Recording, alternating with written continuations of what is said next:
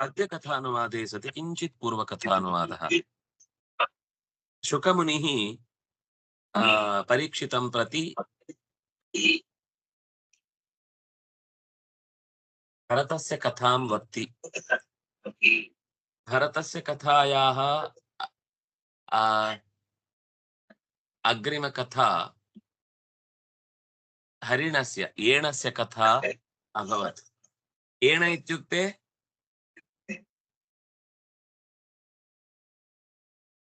हरिणस्य अपरं नाम, समानार्थकं पदम्। भवन्तः जानन्ति खलु तत्रैव एणभैरवः अस्ति। एणभैरवं न जानीयुः? ಯಾನ ಗೊತ್ತಿಲ್ವಾ? ಯಾಣ, ಆ ಯಾಣದಲ್ಲಿ ಇರುವುದು ಯಾರು? ಅದು ಏಣ ಭೈರವ. ಏಣ ಭೈರವನನ್ನೇ ಯಾಣ ಭೈರವ ಅಂತ ಹೇಳುದು. ಎಂತದು ನೀವು ಎಂತದು ತಲೆಗೆ ಹಾಕೊಳ್ಳೋದಿಲ್ಲ. ಸುಮ್ನೆ ಹೋದ, ಪರ್ವತ ಹತ್ತಿದ, ಸುತ್ತು ಬಂದ, ತಲೆ ಸುತ್ತು ಬಂತು, ವಾಪಸ್ ಬಂದ್ರಿ. ಕೇಳ್ಬೇಕು ಯಾಕದು ಯಾಣ ಅಂತ ಹೆಸರು ಅಂತ.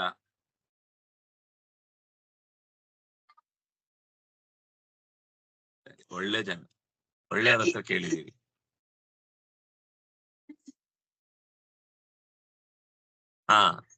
ಸಿಂಧು ಸೌಬೀರ ದೇಶಸ್ಯ ಕಶ್ಚನ ರಾಜ ಆಸೀತ್ ರಘುಗಣಃ ಸಹ ಇಕ್ಷುಮತಿ ತೀರೆ ವಿದ್ಯಮಾನಸ್ಯ ಕಪಿಲ महर्षेः आश्रमस्य समीपं गन्तुं याति स्म।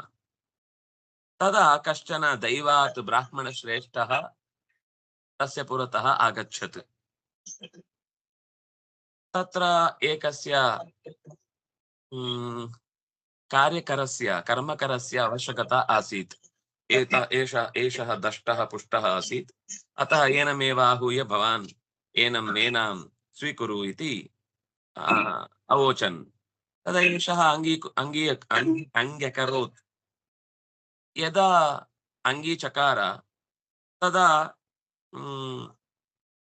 एषः यदा गमनम् अभवत्, सः दूरतः कदाचित् दूरतः पादं प्रस्थापयति स्म, कदाचित् समीपे एव प्रस्थापयति स्म। एवं तस्य नृत्यभारमिव गमनम् अभूत्। तदा राजा अभत्सयत्, एनं भरतं, जडं भरतम् अभत्सयत्। अन्ये सर्वे वयं न कुर्मः, एषः पार्श्वे अस्ति खलु, स एव करोति, अस्माकं किमपि न ज्ञायते, एष एव एवं कुर्वन् अस्ति इति कथयन्ति। तदा राजा ज्ञातवान् केन एतादृशम् अपराधं क्रियते इति, कः एनम् अपराधं कुर्वन् अस्ति इति। तदा एकः यदा एवं पादप्रस्थापनम् अन्यथा करोति, तदा अन्ये सर्वेपि तथैव कुर्वन्ति, एतस्य मार्गम् अनुसरन्ति। अतः क्षत्रियः सः अधिकारवाण्या किञ्चित् कथयति। किं कथयति इति अग्रे पश्यामः। ब्राह्मं तेजः यस्य आसीत् भरतस्य, बूदिमुच्चितकेण्ड इति उच्यते खलु, तथा ಏಷಃ ಭಸ್ಮನ್ನಿ ನ್ಯಸ್ತ ಅಂಗಾರವತ್ ಆಸೀತ್.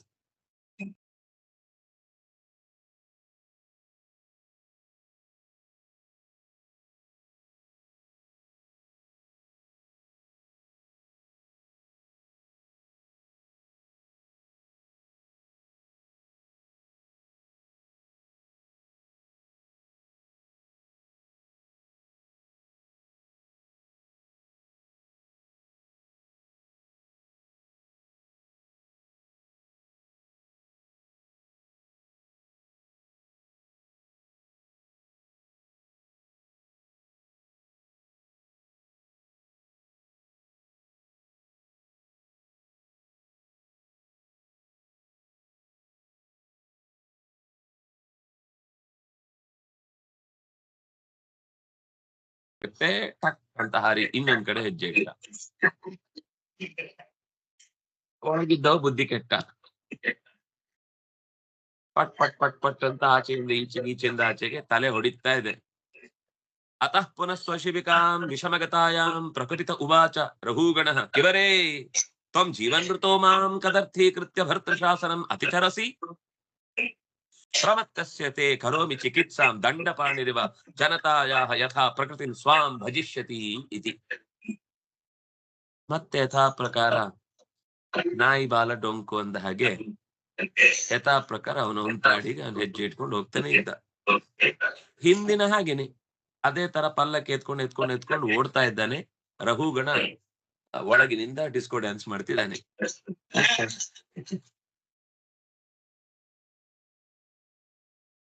ಕೋಪವಂತವನಿಗೆ ತಡಿಲಿಕ್ಕಾಗ್ಲ. ಪ್ರಕುಪಿತ ಉವಾಚ, ಏನು ನಿಮ್ಗೆ ಗೊತ್ತಾಗಲ್ಲ, ನಿಮಗೆ ಬುದ್ಧಿ ಇಲ್ಲ ನಿಮಗೆ?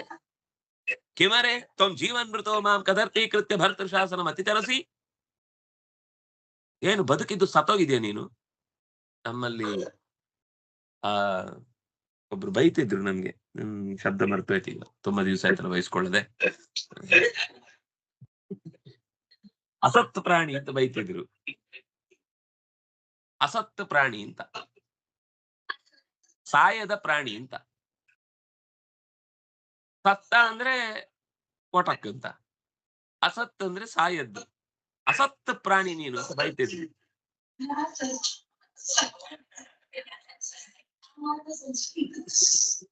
ಅಲ್ಲ, ಅದು ಸತ್ತೋಯ್ತು, ಸಂಸ್ಕೃತನು ಸತ್ತೋಯ್ತು.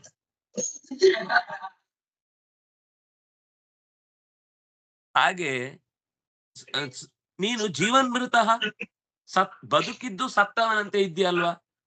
ಏನ್ ಮಾಡ್ತಿದ್ದೀನಿ? ನಾನು ಹೇಳಿದಿಷ್ಟು ಒಬ್ಬ ಮನುಷ್ಯ ಅಂತ ಆದ್ರೆ, ಓಹ್ ಇವ್ರೇನೋ ಹೇಳಿದ್ರಲ್ವಾ, ಓ ಅವ್ರು ಈ ಅರ್ಥದಲ್ಲಿ ಹೇಳಿದ್ದು ಅಂತ ಒಂಚೂರಾದ್ರೂ ಒಂದ್ ಬದಲಾವಣೆ ಆಗ್ತಿತ್ತು.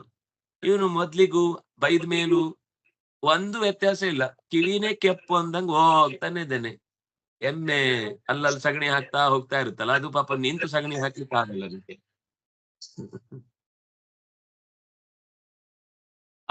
ಅವನು ಹೋಗ್ತಾನೆ ಇದ್ದಾನೆ, ಅವನ್ ಪಾಡಿಗೆ ಅವನು ಹೆಜ್ಜೆ ಇಡ್ತಾನೆ ಇದ್ದಾನೆ.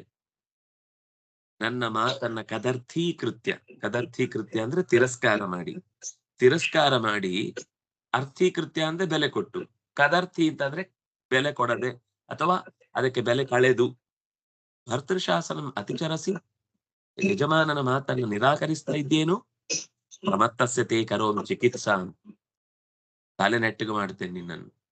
ತಲೆಗೆ ಸ್ವಲ್ಪ ಪಿತ್ತ ಏರಿದೆ ಅನ್ಸುತ್ತೆ, ಯಾರಿಗೆ ಪಿತ್ತ ಏರಿದ್ದು ಅಂತ ಗೊತ್ತಿಲ್ಲ, ಅದು ಹೇಳ್ತೇನೆ.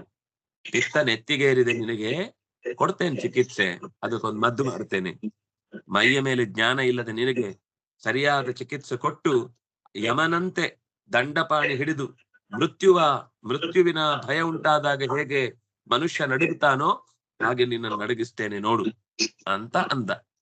ಏವಂ ಬಹ್ವಬದ್ಧಂ ಅಭಿಭಾಷ್ಯಮಾಣೋ ನರದೇವ ಮಾನಿನಂ ರಜಸ ತಮಸಾನು ವಿದ್ಯೇನ ಮದೇನ ತಿರಸ್ಕೃತ ಶೇಷ ಭಗವತ್ಪ್ರಿಯ ನಿಕೇತಂ ಪಂಡಿತಾಭಿಮಾನಿನಂ ಸ ಭಗವಾನ್ ಬ್ರಾಹ್ಮಣೋ ಬ್ರಹ್ಮಭೂತಃ ಸರ್ವಭೂತ ಸುಹೃದಾತ್ಮ ಯೋಗೇಶ್ವರಚರ್ಯಾಯಾಂ ನಾತಿ ವ್ಯುತ್ಪನ್ನಮತಿಂ ಸ್ಮಯಮಾನ ಇವ ವಿಗತಸ್ಮಯ ಇದಮಾಹ. ಜೋರ್ ಬೈದ್ರೆ ಅವನು ಒಂದೇ ಎಕ್ಸ್ಪ್ರೆಷನ್,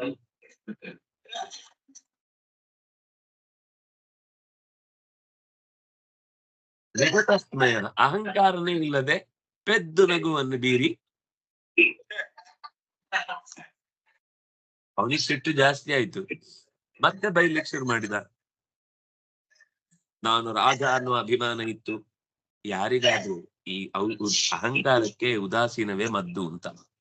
ಅಹಂಕಾರ ಮಾಡದವ್ರಿತ್ರ, ನಾವು ತುಂಬಾ ಹಾರಾಟ ಮಾಡೋರ ಹತ್ರ ಅದಕ್ಕೆ ಏನು ಉತ್ತರ ಕೊಡದೇ ಇರುದೇ ಒಳ್ಳೆ ಮದ್ದು. ನೀವು ಅವ್ರಿಗೆ ಉತ್ತರ ಕೊಟ್ಟಷ್ಟು ಅವ್ರಿಗೆ ಹುಮ್ಮಸ್ ಜಾಸ್ತಿ ಆಗತ್ತೆ, ಅವರ ಅಗ್ರೆಸಿವ್ನೆಸ್ ಜಾಸ್ತಿ ಆಗುತ್ತೆ. ಆವಾಗ ನೀವು ಸುಮ್ನೆ ಒಂದಷ್ಟು ಬೈದ ಮೇಲೆ ತುಂಬಾ ಚೆನ್ನಾಗಿ ಬೈದ್ರಿ ಅಂತ ನಕ್ಕು ಬಿಟ್ರೆ ಮುಗಿದೋಗುತ್ತೆ. ಅದು ನಾವು ಪೋಸ್ಟ್ ಕಾರ್ಡ್ ಅನ್ನ ತಗೊಂಡ್ರೆ ಮಾತ್ರ ಅದು ನಮ್ಗೆ ಬರುತ್ತೆ. ಈ ಅಡ್ರೆಸ್ ನವ್ರು ಇಲ್ಲಿ ಇಲ್ಲ ಅಂತ ಹೇಳಿದ್ರೆ ವಾಪಸ್ ಹೋಗುತ್ತೆ. ಹಾಗೆ ಅದು ನಮ್ಗೆ ಅಂತ ತಗೊಂಡ್ರೆ ಮಾತ್ರ ತಲೆ ಬಿಸಿ ಆಗ್ಬೇಕು. ನಮ್ಗೆ ಅಂತ ತಗೊಳ್ಳೋದು ಅದನ್ನ ನಕ್ಕು ಸಂತೋಷ, ಚೆನ್ನಾಗಿ ಬೈದ್ರಿ, ತುಂಬಾ ಚೆನ್ನಾಗಿದ್ರಿ, ಮಾತ್ರ ಒಳ್ಳೆ ಶಬ್ದ ಭಂಡಾರ ಇದೆ ನೋಡಿ, ಸಂತೋಷ ಆಯ್ತು. ನಿಮ್ಮ ಮನೆಯ ಪೂರ್ವಜರ ಅಡ್ರೆಸ್ ಅನ್ನೆಲ್ಲ ಚೆನ್ನಾಗಿ ಬಿಡಿಸಿ ಬಿಡಿಸಿ ಹೇಳಿದ್ರಿ. ಅವರು ಆ ಮಗ ಈ ಮಗ ಅಂತೆಲ್ಲ ಹೇಳ್ತಾರಲ್ಲ, ಅವ್ರ ಮನೆ ಅಡ್ರೆಸ್ ಹೇಳುದವ್ರು.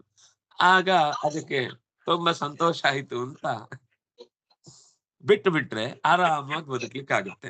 ಅವನು ಹಾಗೆ ಭರತ ಒಂದೇ ಒಂದು ಪ್ರತಿಕ್ರಿಯೆ ಕೊಡ್ಲಿಲ್ಲ ಅಂತೆ. ಅದರಲ್ಲೂ ಈ ಅಸಂಬದ್ಧವಾಗಿ ಮಾತನಾಡ್ತಾ ಇರುವವರ ಹತ್ರ ರಜಸ್ಸು ತಮಸ್ಸುಗಳೇ ಕೆಲಸ ಮಾಡುದು. ಅದು ಸಾತ್ವಿಕ ಗುಣದ ಭಾವನೆ ಅಲ್ಲ.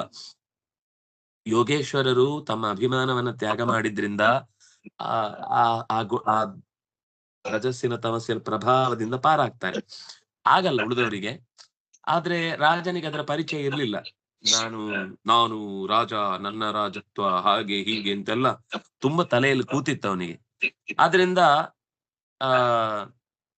ಬೈತಾ ಇದ್ರೆ ಭರತನಿಗೆ ಒಂಥರ ನಗು ಬರ್ತಿತ್ತು. ತಾನು ರಾಜನಾಗಿದ್ದಾಗ ಈ ಭೃತ್ಯರೆಲ್ಲ ಸರಿಯಾಗಿ ಪಲ್ಲಕ್ಕಿಯನ್ನು ಹೊತ್ಕೊಂಡು ಹೋಗದೆ ಇದ್ದಾಗ ತಾನು ಬೈತಾ ಇದ್ದಿದ್ದೆಲ್ಲ ನೆನ್ಪಾಯ್ತಂತೆ. ಒಳಗೊಳಗೆ ನಗು ಬಂತಂತೆ. ಅಯ್ಯೋ, ನಾನು ಹಿಂಗೆ ಬೈತಿದ್ನಲ್ಲ ದಡ್ಡಂತರ, ಇವನ್ ಗೊತ್ತಾಗ್ತಿರ್ಲಿಲ್ಲ, ಇವನು ಹಾಗೆ ಬೈತಾ ಇದ್ದಾನೆ, ಪಾಪ ಇರ್ಲಿ, ಅವನ ಅಹಂಕಾರವನ್ನ ಅವನೇ ಮೂಟೆ ಹೊತ್ಕೊಂಡು ಹೋಗ್ತಾ ಇರ್ತಾನೆ, ಇರ್ಲಿ ಅಂತ ಸೌಹಾರ್ದದಿಂದ, ಶುದ್ಧವಾದ ಅಂತಃಕರಣದಿಂದ, ಅಪರಾಧ ಮಾಡಿದ ರಾಜನೇ ಅಪರಾಧ ಮಾಡಿದ್ರೂ ಕೂಡ ಏನು ಮಾತಾಡದೆ ಸುಮ್ನೆ ಇದ್ರೆ ಅವನ ಕೋಪ ಜಾಸ್ತಿ ಆಯ್ತಾದ್ರಿಂದ ಕೊನೆಗೆ ನಗುತ್ತಾ ಹೇಳಿದ್ನಂತೆ. ಬ್ರಾಹ್ಮಣ ಉವಾಚ, ಆ ಋತ್ವಿಜ ಮಾತಾಡ್ತಾ ಇದ್ದಾನೆ.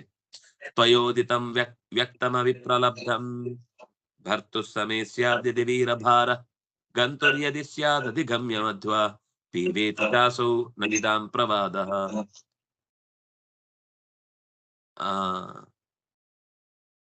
ಅಣ್ಣ, ಸ್ವಲ್ಪ ಇಷ್ಟೊತ್ತು ಮಾತಾಡಿದ್ಯಲ್ವಾ, ನೀನ್ ಏನ್ ಮಾತಾಡಿದಿ ಅಂತ ಗೊತ್ತಾ ಅಂತ ಕೇಳ್ತಾನೆ ಫಸ್ಟ್.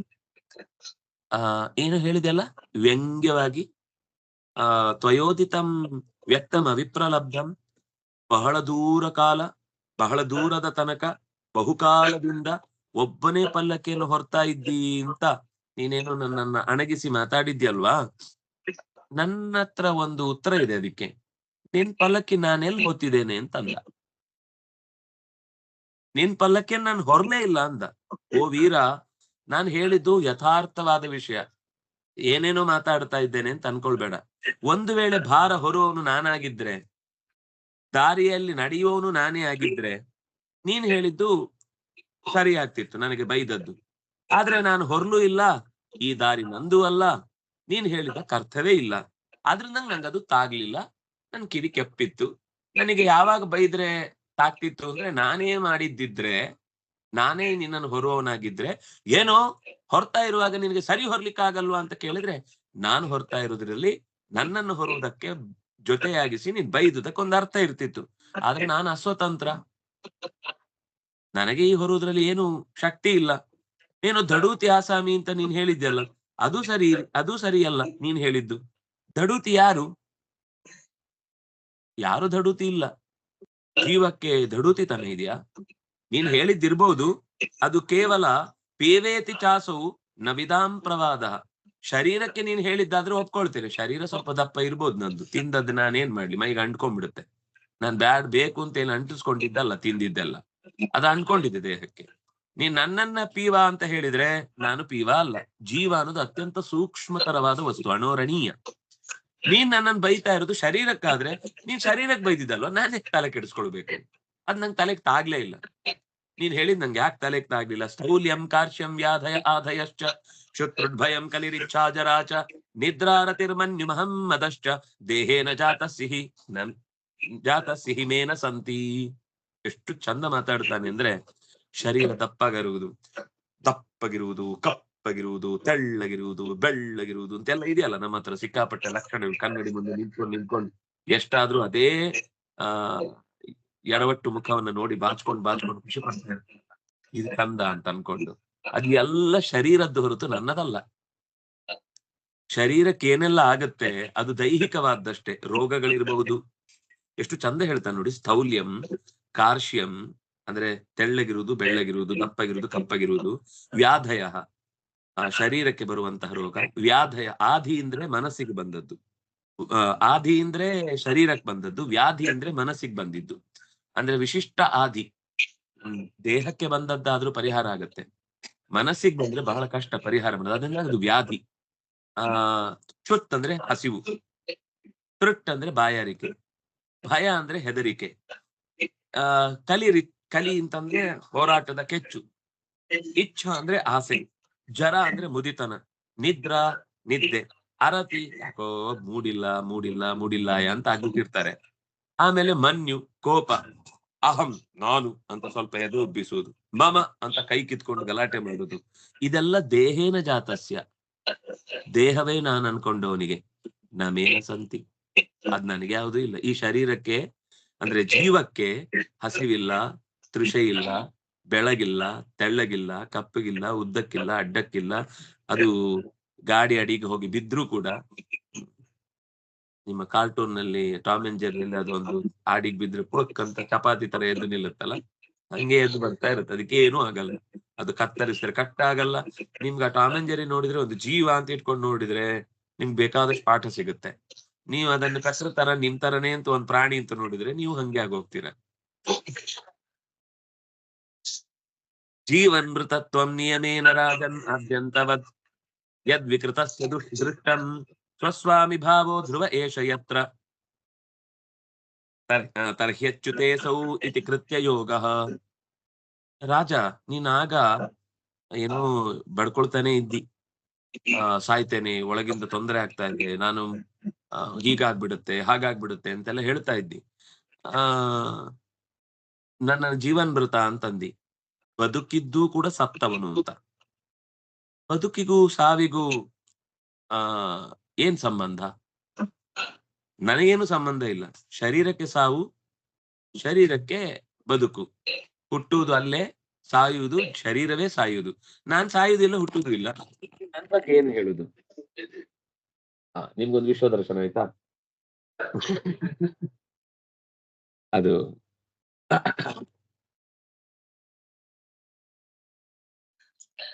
ಏನಾಗಲಿ ಆಯ್ತಮ್ಮ.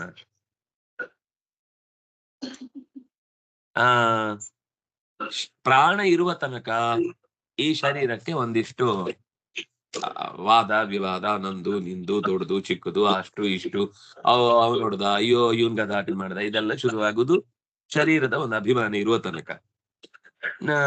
ಇದು ಜೀವಂತವಾಗಿರುವ ತನಕ ಶರೀರಕ್ಕೆ ಅಸ್ತಿತ್ವ ಇದೆ. ಶರೀರದ ಒಳಗೆ ಜೀವ ಇರುವ ತನಕ ನೀನು ಬೈದದಕ್ಕೂ ಒಂದು ಕಿವಿ ಕೊಡ್ಲಿಕ್ಕೆ ಅವಕಾಶ ಇರುತ್ತೆ. ಬಿಟ್ರೆ ನೀನೇನೇ ಹೇಳಿದ್ರು ಅದು ಶರೀರಕ್ಕೆ ಹೇಳಿದ್ದು. ಏನು ರಾಜಾಜ್ಞೆಯನ್ನು ಉಲ್ಲಂಘಿಸಿದೆ ಅಂತ ಆಗದಿಂದ ಆಕ್ಷೇಪ ಮಾಡ್ತಾ ಇದ್ದಿ. ಯಾರು ಆಜ್ಞೆ ಮಾಡೋರು? ಓಹ್, ರಾಜ ಅಲ್ವಾ? ಕರೆಕ್ಟ್. ನೀನ್ ರಾಜನ? ಯಾರು ಹೇಳಿದ್ದು ನೀನ್ ರಾಜ ಅಂತ? ನೀನ್ ಹುಟ್ಟುವ ಮುಂಚೆ ಸೌವೀರ ದೇಶ ಇರ್ಲಿಲ್ವಾ? ಇತ್ತು. ನೀನ್ ಡಮಾರ್ ಆದ್ಮೇಲೂ ಸೌವೀರ ದೇಶ ಇರಲ್ವಾ? ಇರುತ್ತೆ. ಆಮೇಲೆ ಯಾವ ದೇಶಕ್ಕೆ ರಾಜ ನೀನು? ಎಂತ ರಾಜ ಅಂತ ನೀನ್ ಹೇಳ್ಕೊಳ್ಳುದು? ಎಲ್ಲ ಹರಿಯ ಆಜ್ಞೆಗೆ ಅನುಗುಣವಾಗಿ ಜಗತ್ತು ನಡೀತಾ ಇದೆ. ನೀನೊಂದು ದಾಸ ಅಷ್ಟೇ. ರಾಜ ಯಾರು? ರಾಜ ಅವನೊಬ್ಬನೇ. ಆದ್ರಿಂದ ನೀನು ರಾಜ ಅಂತ ಹೇಳಿ ನನ್ನ ಮೇಲೆ ಆಜ್ಞೆ ಮಾಡುವಷ್ಟು ದೊಡ್ಡತನ ನಿನ್ನಲ್ಲೂ ಇಲ್ಲ. ವಿಶೇಷ ಬುದ್ಧೇರ್ ವಿವರಮ್ಮನಾಚ್ಚ ಪಶ್ಯಾಮಿ ಎನ್ನ ವ್ಯವಹಾರತೋನ್ಯತ್ ಈಶ್ವರಸ್ತತ್ರ ಕಿಮೀಶಿತವ್ಯಂ ಅಥಾಪಿ ರಾಜನ್ ಕರವಾಮ ಕಿಂತೆ. ವ್ಯವಹಾರದಿಂದ ಒಬ್ಬನನ್ನ ರಾಜ ಅಂತ ಕರಿಬಹುದು, ನಾನು ವ್ಯವಹಾರವೇ ತಪ್ಪು ಅಂತ ಹೇಳ್ತಾ ಇಲ್ಲ. ಇವನು ಈ ಕಾಲದ ತನಕ ಈ ದೇಶಕ್ಕೆ ರಾಜನಾಗಿ ಕಾಣಿಸಿಕೊಳ್ತಾ ಇದ್ದಾನೆ. ಅದು ಕೇವಲ ಒಂದು ಯಾರನ್ನಾದ್ರೂ ಒಬ್ಬರನ್ನ ಹೇಳ್ಬೇಕು, ಮುದಿಗೂಬೆ ನೀನಿದ್ದೆ, ನಿನ್ನನ್ನು ಜನ ಹೇಳ್ತಾರೆ, ಆಡ್ಕೊಳ್ತಾರೆ ಅನ್ಕೊಂಡು ನೀನು ಖುಷಿ ಪಡ್ಕೊಂಡು ರಾಜ ರಾಜ ರಾಜ ಅಂತ ಉಬ್ಬಿಸ್ಕೊಂಡು ನಿಂತಾ ಇರ್ತಿ. ಭೂಮಿ ನಗ್ತಾ ಇರುತ್ತೆ, ಅಯ್ಯೋ ನಿನ್ನಂತ ಎದೆ ಉಬ್ಬಿಸಿಕೊಂಡವರು ಸಾವಿರಾರು ಜನ ನನ್ನ ಮಣ್ಣಿನಲ್ಲಿ ಮಣ್ಣಾಗಿ ಹೋಗಿ ನಗ್ತಾ ನಿಂತಿರುತ್ತೆ. ಅದು ಯಾರು ಇಲ್ಲಪ್ಪ ನನ್ನ ಹತ್ರ ಬಂದವರೆಲ್ಲರೂ ನಾನು ಅನ್ಕೊಂಡ್ ಬಂದ್ರು, ಅದು ಯಾರು ಉಳಿಲಿಲ್ಲ, ಕೊನೆಗೆ ನನ್ನಲ್ಲೇ ಹೂತಾಕಿದ್ದವ್ರನ್ನ, ಏನು ಮಾಡ್ಲಿಲ್ಲ ಅವರನ್ನ ಅಂತ. ನನಗೆ ಒಂದು ವಿಷಯ, ಸ್ವಾಭಾವಿಕ ಯಾರಾದ್ರೂ ಹುಟ್ಟುವಾಗ್ಲೇ ರಾಜ ಆದದಿದ್ಯಾ? ಸಾಯುವಾಗ್ಲೂ ನಾನೇ ರಾಜ ಅಂತ ಕಿರೀಟ ತಲೆ ಮೇಲೆ ತೊಡ್ಕೊಂಡು ಸತ್ರ ಅವ್ನು ರಾಜನಾಗಿ ಉಳಿದಿರ್ತಾನ? ಬೂದಿ ರಾಜ ಆಗ್ತಾನ? ಬೂದಿ ರಾಜ ಅಂತ ಹೇಳ್ಬೇಕಷ್ಟೇ, ಬೂದಿಗೆ ರಾಜ. ಪ್ರಜೆಗಳು ಯಾರು, ರಾಜರು ಯಾರು? ನೀನೆಲ್ಲಾ ರಾಜ ಅಂತ ಹೇಳಿದ್ರು ಕರ್ಮವಶದಿಂದ ಒಂದಿಷ್ಟು ಹೊತ್ತು ಅಧಿಕಾರ ಇರುತ್ತೆ. ಈಶ್ವರಸ್ತತ್ರ ಕಿಮೀಶಿತವ್ಯಂ. ಒಪ್ತೇನೆ, ನೀನು ಒಂದು ವೇಳೆ ಅಧಿಕಾರ ಹಾಗೆ ಹೀಗೆ ಏನ್ ಮಾಡಿದ್ರೆ ಅದು ನಿನ್ನಲ್ಲಂತೂ ಇಲ್ಲ. ನೋಡೋರೊಬ್ರಿದ್ದಾರೆ, ನೋಡಿದಾಗ ಅದಕ್ಕೆ ಪಾಲನೆ ಅಂದ್ರೆ ಅದರ ಅಧೀನವಾಗಿರೋರು ಇದ್ದೇವೆ. ಹೌದು, ನಾವೆಲ್ಲರೂ ಅದರ ಅಧೀನದಲ್ಲಿ ಇದ್ದೇವೆ. ನಾನು ನಿನ್ನ ಆಜ್ಞೆಯನ್ನು ಯಥಾಶಕ್ತಿ ಪಾಲಿಸ್ತಾ ಇದ್ದೇನೆ, ಪಾಲಿಸ್ತಿಲ್ಲ ಅಂತ ಹೇಳಿಲ್ಲ. ನೀನ್ ಎತ್ಕೋ ಅಂತ ಹೇಳಿದ್ರೆ ನಾನು ಎತ್ಕೊಂಡ್ ಬಂದೆ. ಆದ್ರೆ ಕರ್ಮವಶದಿಂದ ಕೆಲವೊಮ್ಮೆ ಪಾಲನೆ ಮಾಡ್ಬೇಕಾಗತ್ತೆ ಹೊರತು ನೀನು ಮಾಡು ಅಂತ ಹೇಳಿದಕ್ ಮಾಡುದಲ್ಲ. ನನಗೆ ನಿನಗೆ ಯಾವುದೋ ಒಂದು, ನೀನು ಅಷ್ಟನ್ ಬಿಡಿಸಿ ಹೇಳಿಲ್ಲ ಅವನು. ಹಿಂದೆ ನಾನ್ ರಾಜ ಆಗಿದ್ದಾಗ ಬಹುಶಃ ನೀನು ನೊಗ ಹಿಡ್ಕೊಂಡು ಓಡಾಡಿದ್ದಿ ಅನ್ಸುತ್ತೆ, ನಾನೆಲ್ಲೋ ಬೈದದ್ ಬಾಕಿ ಇತ್ತು. ಅದಕ್ಕೆ ಕರ್ಮದ ವಶದಿಂದ ನಾನೀಗ ನಿನ್ನ ಪಲ್ಲಕ್ಕಿಗೆ ಹೆಗಲು ಕೊಟ್ಟಿದ್ದೇನೆ, ಬರ್ತಾ ಇದ್ದೇನೆ ಅಷ್ಟೇ. ಅದನ್ನ ಅವ್ನು ಬಾಯ್ಬಿಟ್ಟು ಹೇಳಿಲ್ಲ. ಆದ್ರೆ ಆ ಕರ್ಮ ವಶದಿಂದಾಗಿ ನಾನು ನಿನಗೆ ಈಗ ದಾಸನಾಗಿದ್ದೇನೆ, ಅಥವಾ ನಿನ್ನ ಕೆಲಸವನ್ನ ನಾನು ಮಾಡ್ತಾ ಇದ್ದೇನೆ, ನಿನ್ನ ಆಜ್ಞೆಯನ್ನು ಪಾಲಿಸಬೇಕಾದ ಅವಶ್ಯಕತೆ ಬಂತು. ಉನ್ಮತ್ತ ಮತ್ತ ಜಡವತ್ವ ಸಂಸ್ಥಾಂ ಗತಸ್ಯ ಮೇ ವೀರ ವಿಚಿಕಿತ್ಸಿತೇನ ಅಂತಕ್ಕಿಯಾನ್ ಭವತಾ ಶಿಕ್ಷಿತೇನ ಸ್ತಬ್ಧ ಪ್ರಮತ್ತಸ್ಯ ಚ ಪಿಷ್ಟಶೇಷಃ. ನೀನು ಮೈ ಮೇಲ್ ಜ್ಞಾನ ಇಲ್ವಾ ನಿನಗೆ? ಎಚ್ಚರ ಬರುವ ಚಿಕಿತ್ಸೆ ಕೊಡ್ತೇನೆ ನೋಡು ಅಂತಂದ್ಯಲ್ಲ. ಸರಿ, ಚೆನ್ನಾಗಿರೋ ಮಾತು ಹೇಳಿದೆ. ಪರಮಾತ್ಮನ ಧ್ಯಾನದಲ್ಲಿದ್ದವನಿಗೆ ಜಗತ್ತಲ್ಲಿ ಇದ್ದವರೆಲ್ಲ ಹುಚ್ಚರ ತರ ಕಾಣ್ತಿರ್ತಾರೆ. ಜಗತ್ತಲ್ಲಿದ್ದವರಿಗೆಲ್ಲ ಈ ಪರಮಾತ್ಮನ ಧ್ಯಾನದಲ್ಲಿದ್ದವರಿಗೆ ಹುಚ್ಚರ ತರ ಕಾಣ್ತಾರೆ. ಅವ್ರಿಗೆ ಇವ್ರು ಹುಚ್ಚರ ತರ ಕಾಣ್ತಾರೆ, ಇವ್ರಿಗೆ ಅವ್ರು ಹುಚ್ಚರ ತರ ಕಾಣ್ತಾರೆ. ಇಬ್ರು ಹುಚ್ಚರೇ. ಒಬ್ಬನ ಹುಚ್ಚಿನಿಂದ ಬಿಚ್ಚಿಕೊಳ್ತಾನವನು, ಇನ್ನೊಬ್ಬನ ಹುಚ್ಚಿನಿಂದ ಸಿಕ್ಕಿಕೊಳ್ತಾನಷ್ಟೇ. ಪರಮಾತ್ಮನ ಹುಚ್ಚಿನಿಂದ ಅವನು ಬಿಚ್ಚಿಕೊಳ್ತಾನೆ, ಮತ್ತೆ ಈ ಸಂಸಾರದ ಕಚ್ಚಾಟದಲ್ಲಿ ಹುಚ್ಚಾಟದಲ್ಲಿ ಒದ್ದಾಡುವುದಿಲ್ಲ ಅವನು. ಆದ್ರೆ ಈ ಹುಚ್ಚಿಗೆ ಸಿಕ್ಕಿಕೊಳ್ತಿರ್ತಾನಲ್ಲ, ಈ ಹುಚ್ಚಿನಾಯಿ ಕಡಿಯುತ್ತೆ, ಈ ಹುಚ್ಚಿನಾಯಿ ಆ ಹುಚ್ಚಿನಾಯಿ ಕಡಿಯುತ್ತೆ, ಇಬ್ರಿಗೂ ಹುಚ್ಚಿಡಿದು ಇಬ್ರು ಕಚ್ಚಿಕೊಳ್ತಾನೆ ಇರ್ತಾರೆ. ಅದು ಮುಗಿಯುವುದೇ ಇಲ್ಲ. ಅದು ಒಂಥರ ನಿರಂತರ ಮಾರ್ಗ, ಮತ್ತೆ ಮತ್ತೆ ಮತ್ತೆ ಮತ್ತೆ ಮತ್ತೆ ನಡೀತಾನೆ ಇರುತ್ತೆ. ಅದು ಸಂಸಾರದ ಚಕ್ರ. ಮೂಢನಂತೆ ಇದ್ದು ಪರಮಾತ್ಮನಲ್ಲಿ ತನ್ನನ್ನು ಒಪ್ಪಿಸಿಕೊಂಡು ದೇಹಾಭಿಮಾನ ಬಿಟ್ಟವನು ತನ್ನ ಶರೀರಕ್ಕೆ ಏನೇ ದಂಡನೆ ಆದ್ರೂ ಕೂಡ ಅದನ್ನು ಪರಿಗಣಿಸುವುದಿಲ್ಲ. ಆದ್ರಿಂದಾಗಿ ಅವನಿಗೆ ಏನೇ ಹೇಳಿದ್ರು ಅದು ತಲೆಗೆ ಹೋಗ್ಬಾರ್ದು ಅಂತ ಅವನ ಅಭಿಮಾನ ತ್ಯಾಗದಿಂದ ಆ ಗುಣ ಹುಚ್ಚನಂತೆ ಕಾಣುವುದು ಹೊರತು ಅವನನ್ನ ಹುಚ್ಚ ಅಂತ ನೀನು ಹೇಳ್ಬೇಡ. ಸ್ವಾಭಾವಿಕವಾಗಿ ಅಹಂಕಾರಿ ಮೈಮೆರೆತವನು ನೀನು. ಮದದಿಂದ, ಅಧಿಕಾರ, ಜನಬಲ, ಧನಬಲ ಇತ್ಯಾದಿಗಳಿಂದ ಮೈಮೆರೆತು ಖಂಡನೆ ಮಾಡ್ತೇನೆ ಅಂತ ಇಷ್ಟು ದುಂಡನೆ ಇರುವವನನ್ನ ತೆಳ್ಳಗಿದ್ದೇನೆ ಅಂತ ಹೇಳುವ ಯಾವ ಗಂಡದೆ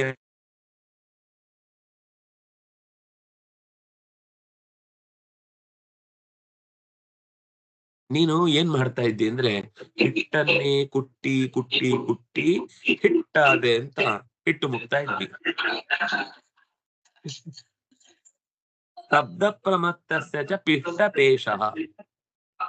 ಪಿಷ್ಟಪೇಷ ಅಂದ್ರೆ ಪಿಷ್ಟವನ್ನೇ ಮತ್ತೆ ಪೇಷಣ ಮಾಡುದು. ಪಿಷ್ಟ ಅಂದ್ರೆ ಹಿಟ್ಟು, ಹಿಟ್ಟನ್ನೇ ಪೇಷ ಅಂದ್ರೆ ಮತ್ತೆ ಕುಟ್ಟಿ ಕುಟ್ಟಿ ಕುಟ್ಟಿ ಕುಟ್ಟಿ ಹಿಟ್ಟು ಮಾಡುದು ಅಂತ. ನೀನು ಕುಟ್ಟಿದ್ದನ್ನೇ ಕುಟ್ಟಿ ಕುಟ್ಟಿ ನೀನೇ ಪೆಟ್ಟಿಗಾಮಿ ತರ ಆಗ್ತಾ ಇದ್ದಿ. ಯಾಕೆಂದ್ರೆ ಸ್ವಭಾವ ಯಾರದ್ದು ಬದಲಾಗುವುದಿಲ್ಲ. ಸ್ವಭಾವವು ದುರತಿಕ್ರಮ.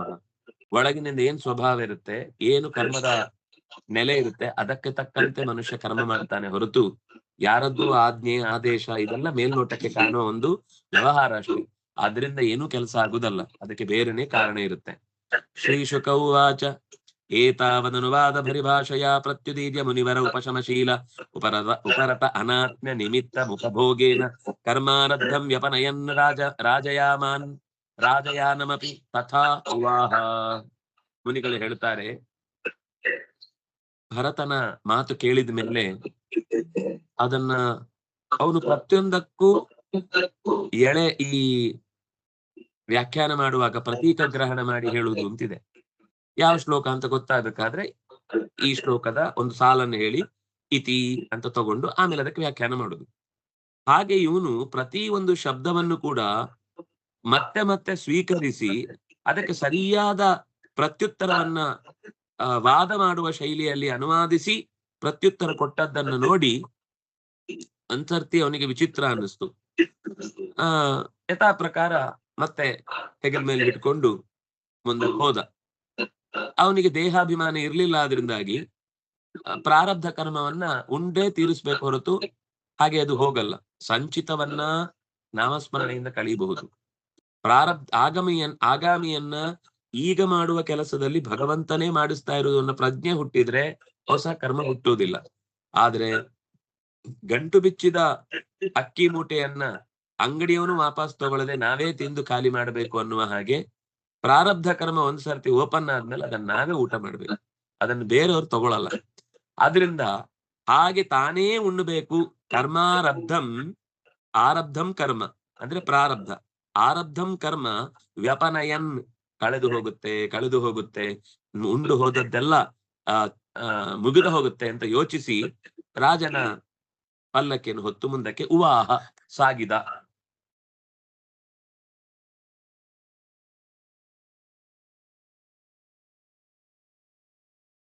ಈ ವಾದ ಮತ್ತೆ ಮುಂದೇನಾಯ್ತು? ಮತ್ತೆ ಬೈದ್ನೋ, ಹೊಗಳಿದ್ನೋ, ಅಥವಾ ಇಳಿದ್ನೋ, ಹತ್ತಿ ಇನ್ನು ತಲೆಗಳನ್ನ ಸಣ್ಣದನ್ನ ಹುಟ್ಟಿಸಿಕೊಂಡು 10 ತಲೆಗಳಿಗೆ ರಾಜನಾದ್ನೋ, ನಾಳೆಯ ಪಾಠದಲ್ಲಿ ನೋಡೋಣ. ಶ್ರೀಹರಿಪ್ರಿಯತಾಂ. ಕಾಯೇನ ವಾಚಾ ಮನಸೇಂದ್ರಿಯೈರ್ವಾ ಬುದ್ಧ್ಯಾತ್ಮನಾ ವಾ ಸ್ವಭಾವ ಸಕಲಂ ಪರಸ್ಮೈ ನಾರಾಯಣಾಯೇತಿ ಸಮರ್ಪಯಾಮಿ. ದಾನಪರಾಯ ಸಸ್ವಿನೋ ಮನಸ್ವಿನೋ ಮಂತ್ರವಿದಸ್ಸು ಮಂಗಲಾಃ. ಕ್ಷೇಮಂ ನ ನಿಂದಂತಿ ವಿನಾಯ ದರ್ಪಣಂ ತಸ್ಮೈ ಸುಭದ್ರಶ್ರವಸೇ ನಮೋ ನಮಃ. ದರ್ಪಣಂ ಬ್ರಹ್ಮ ಹರಿಃ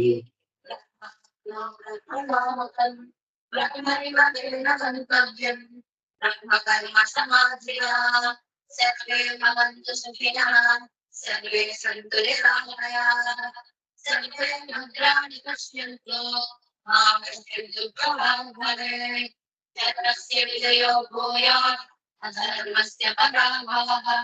ಸರ್ವಾತ್ಮನಾಂ ಪ್ರಾಣಮೃತಾಃ ಭೂಯಾತ್ ವಿಶ್ವಸ್ಯ ಮಂಗಲಂ. ಶ್ರೀ ಕೃಷ್ಣ